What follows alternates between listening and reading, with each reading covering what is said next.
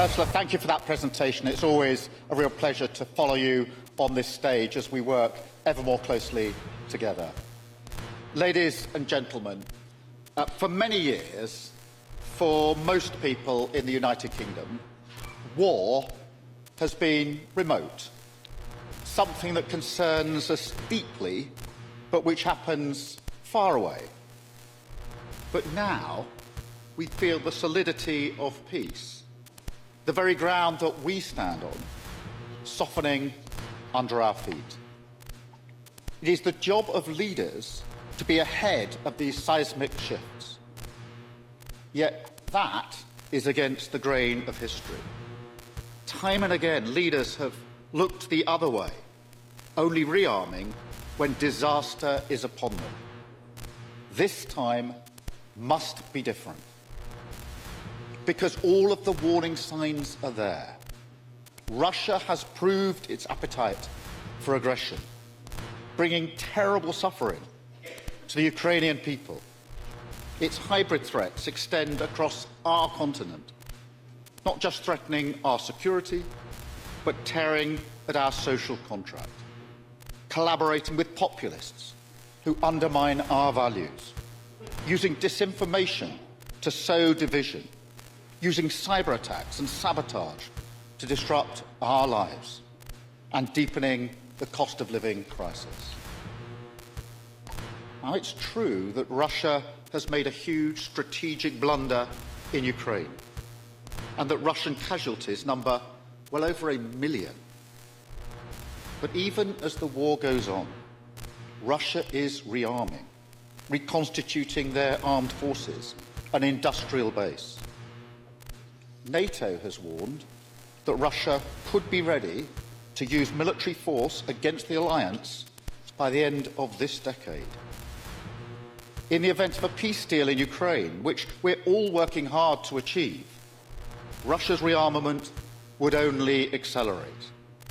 The wider danger for Europe would not end there. It would increase. So we must answer this threat in full. At the outset, it is important to be clear. We do not seek conflict. Our objective is lasting peace, a return to strategic stability and the rule of law. But in the face of these threats, there is only one viable option before us. Now, to break the convention of 1,000 speeches, we are not at a crossroads today. The road ahead is straight and it is clear. We must build our hard power, because that is the currency of the age. We must be able to deter aggression. And yes, if necessary, we must be ready to fight, to do whatever it takes to protect our people, our values, and our way of life. And as Europe, we must stand on our own 2 feet. Now, that means being bolder.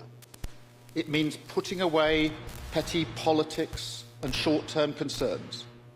It means acting together to build a stronger Europe and a more European NATO, underpinned by deeper links between the UK and the EU, across defence, industry, tech, politics, and the wider economy. Because these are the foundations on which our security and prosperity will rest. This is how we'll build a better future for our continent, true to the vibrant, free and diverse societies that we represent, showing that people who look different to each other can live peacefully together, that this isn't against the tenor of our times. Rather, it's what makes us strong, as we're prepared to defend it with everything that we have. Now, we are not the Britain of the Brexit years anymore, because we know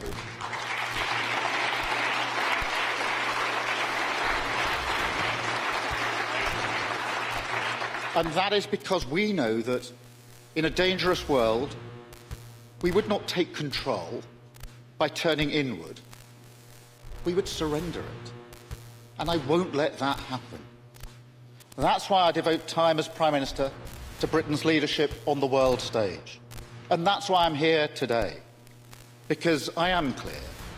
There is no British security without Europe, and no European security without Britain. That is the lesson of history, and is today's reality as well.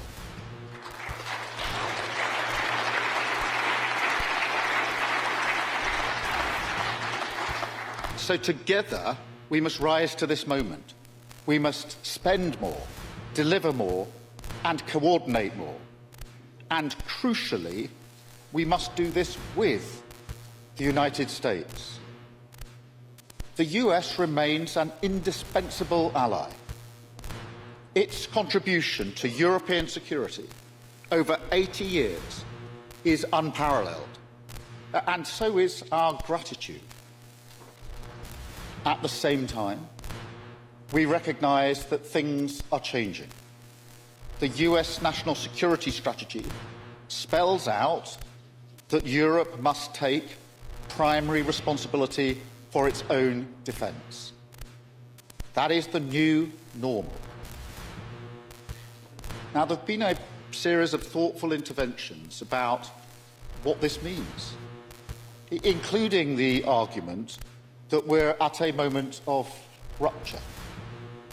Now, I would agree that the world has changed fundamentally and that we must find new ways to uphold our values and the rule of law. But in responding to that change, we must not disregard everything that has sustained us for the last 80 years. That could prove to be a moment of destruction. But instead, I believe we must make this a moment of creation. Instead of a moment of rupture, we must make it one of radical renewal. So, rather than pretending that we can simply replace all US capabilities, we should focus on diversifying and decreasing some dependencies. We should deliver generational investments that moves us from overdependence to interdependence. I'm talking about a vision of European security and greater European autonomy that does not herald US withdrawal, but answers the call for more burden sharing in full and remakes the ties that have served us so well. Because we know the value of what we have. The NATO alliance is a phenomenon in human history. It achieved something that leaders had been trying to do for centuries, from Westphalia to the Congress of Vienna to Versailles. After centuries of conflict, the founders of NATO finally united our continent in peace and security. Our militaries, that once faced each other on the battlefield, now stand side by side, pledged to each other's defence. It is the shield over our heads every single day. Now, while some on the extremes of our politics chip away at this alliance, we defend it. I am proud that my party fought for NATO's creation. What our then Foreign Secretary Ernie Bevan called a spiritual union of the West. And we've shown our fidelity to that ideal, asserting each other's sovereignty, as we did on Greenland, and crucially, coming to each other's aid under Article 5. We fought together in Afghanistan at terrible cost to many in my country and across many allied countries. And so I say to all NATO members, our commitment to Article 5 is as profound now as ever. And be in no doubt, if called on, the UK would come to your aid today.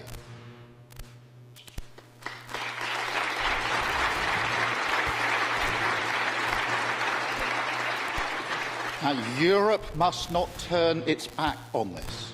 Instead, we must move forward together to create a more European NATO. As I see it, Europe is a sleeping giant. Our economies dwarf Russia's more than 10 times over. We have huge defence capabilities, yet too often this adds up to less than the sum of its parts. Fragmented industrial planning and procurement have led to gaps in some areas and massive duplication in others. Europe has over 20 types of frigate and 10 types of fighter jet. We have over 10 types of main battle tank, whilst the US has one. It's wildly inefficient, and it harms our collective security. Now, the US security umbrella has allowed these bad habits to develop, but now we must break them.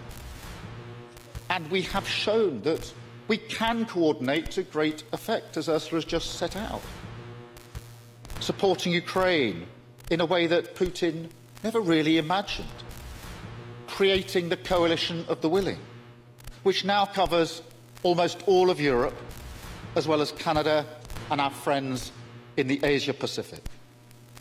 And going further in our support, with the UK announcing over £500 million this week for more air defence for the Ukrainian people. To meet the wider threat, it is clear that we are going to have to spend more faster. And we've shown our collective intent in this regard as well, with the historic agreement to increase spending to 5% on security and defence. And we're prepared to explore innovative solutions. So we're stepping up work with like-minded allies on options for a collective approach to defence financing to help accelerate this vital investment. And as we increase spending, we must use it to its full potential. We must come together to integrate our capabilities, spending and procurement, and build a joint European defence industry.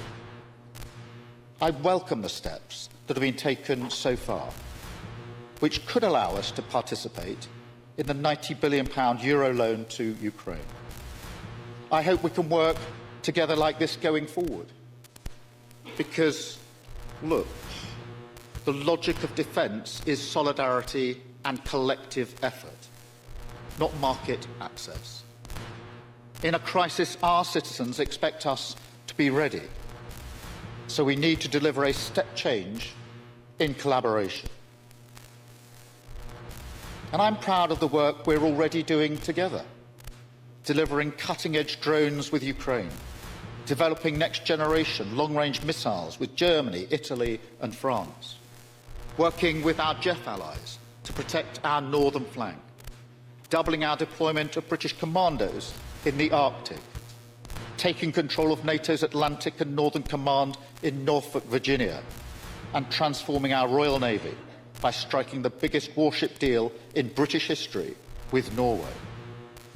We're building a fleet of warships to hunt Russian submarines and protect undersea infrastructure. We want to replicate this level of collaboration with other allies across the High North and the Baltic.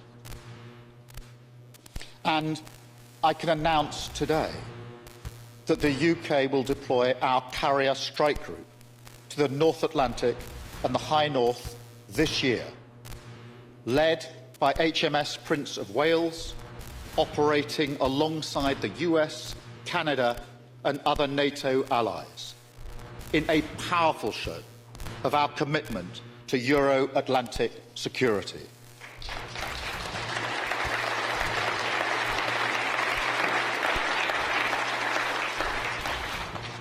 That is also why we're enhancing our nuclear cooperation with France. For decades, the United Kingdom has been the only nuclear power in Europe to commit its deterrent to protect all NATO members. But now, any adversary must know that in a crisis, they could be confronted by our combined strength. It shows beyond doubt how vital it is that we work together. So we must also look at what more we can do with the EU.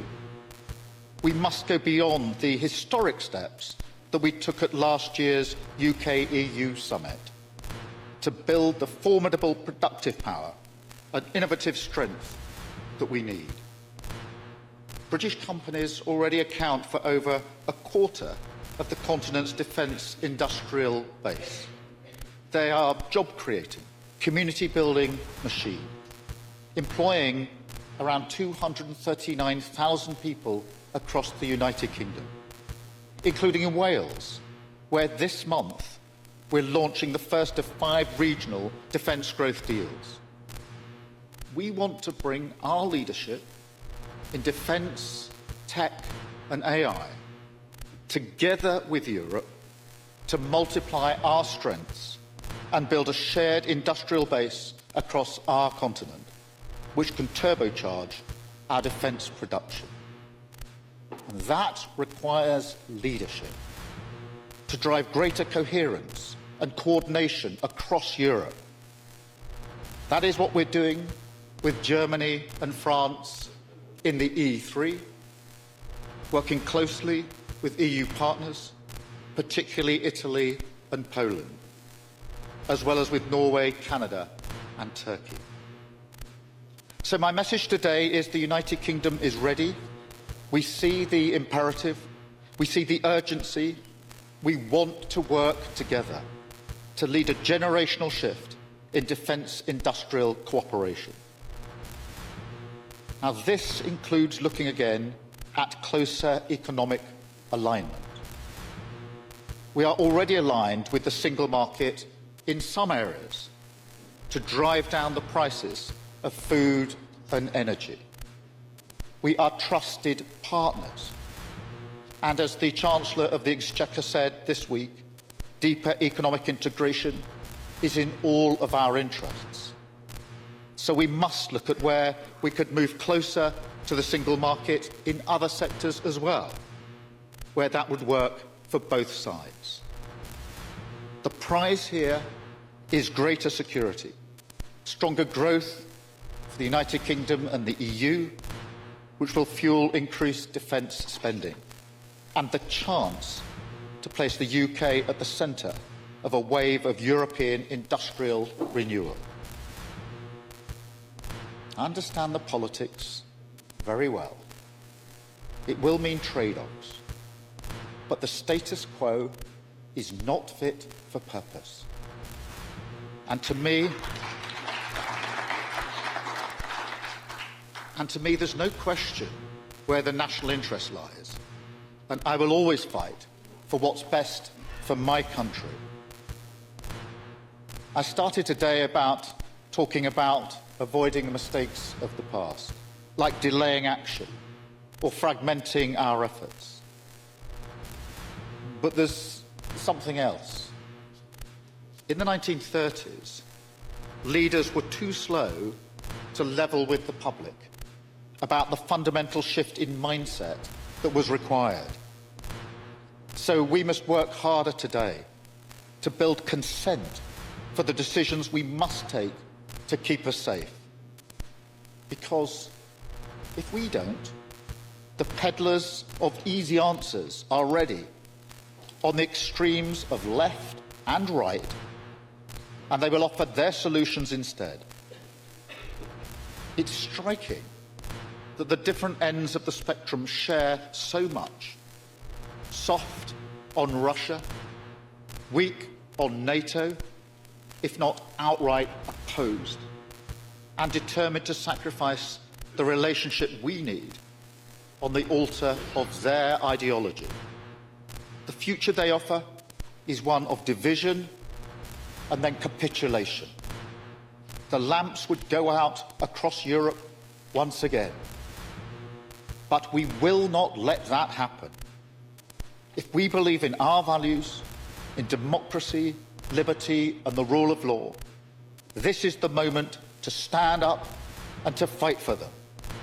That is why we must work together and show that by taking responsibility for our own security, we will help our people look forward, not with fear, but with determination and with hope. Thank you very much.